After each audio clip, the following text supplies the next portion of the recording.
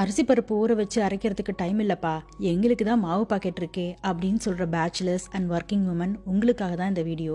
என்னோட தோசை ப்ரீமிக்ஸ் அரைச்சு வச்சுக்கோங்க. அதுக்கப்புறம் டெய்லி வீட்டில் ஹோட்டல் தோசை சாப்பிடலாம். அதுக்கு முதல்ல ஒரு கப் அளவுக்கு இட்லி அரிசி அதை எடுத்து ஒரு பேன்ல சேர்த்து நல்லா வறுத்து விட்டுக்கோங்க. ரொம்ப வறுக்கணும்னு அவசியம் இல்லை, லேசாக வறுத்தா போதும். இப்போ அதை அப்படியே ஒரு பிளேட்டுக்கு மாற்றி நல்லா ஆற வச்சிருங்க.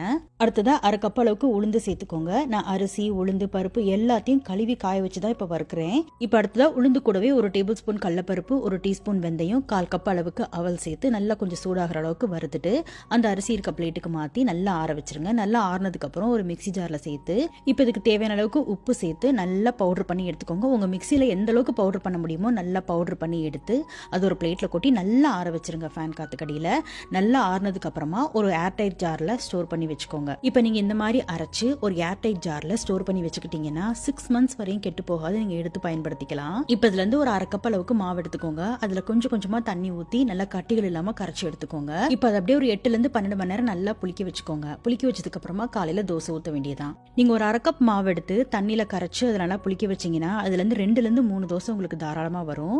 இப்போ இந்த மாதிரி ஒரு கல்லுல தோசை ஊத்தி நல்லா எண்ணெய் ஊத்தி நல்லா சுட்டிங்கன்னா சூப்பரான ஹோட்டல் தோசை மாதிரி வரும். பாருங்க எவ்வளவு சூப்பரா இருக்குன்னு. நான் கொடுத்துருக்க இந்த எக்ஸாக்ட் மெஷர்மெண்ட்ல நீங்க ட்ரை பண்ணீங்கன்னா நீங்க ஹோட்டலுக்கே போக தேவையில்லை. டெய்லி உங்க வீட்லயே நீங்க ஹோட்டல் தோசை சாப்பிடலாம். கண்டிப்பா ட்ரை பண்ணி பார்த்துட்டு எப்படி